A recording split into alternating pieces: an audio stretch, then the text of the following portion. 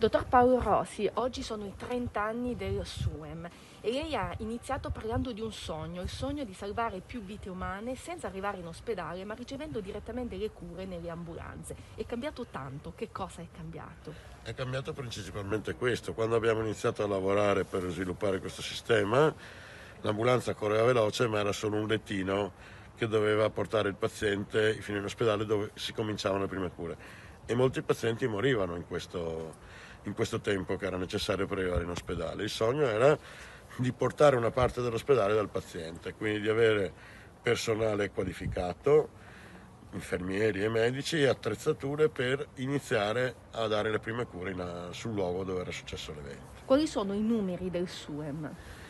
I numeri oggi sono numeri colossali se paragonati a quelli di quel tempo, quando la gente veniva in ospedale in macchina, anche in casi gravi. Quindi sono quasi 1 milione di chiamate all'anno, che diventano più di 400.000 missioni di soccorso per soccorrere 450.000 pazienti. Siamo un territorio complesso, fatto di montagne, fatto di laguna e voi avete sviluppato dei modelli che sono diventati poi anche modelli nazionali. Sì, prima col soccorso in montagna noi facciamo più di 3.000 interventi di soccorso in regione, di cui una metà sono interventi complessi in ambienti dove non si può arrivare a piedi se non in tempi molto lunghi.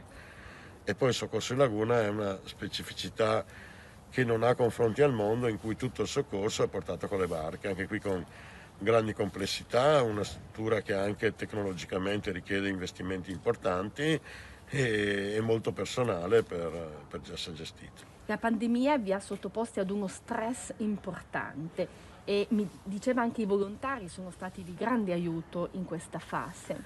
Sì, sono stati di aiuto due cose. Primo, proprio la struttura che abbiamo voluto dare a noi, con un 118 molto legato all'ambito ospedaliero e anche all'ambito territoriale, in modo da non dover mandare sempre l'ambulanza e non dover portare tutti i pazienti in ospedale se era sufficiente che venissero visti dal medico di medicina generale.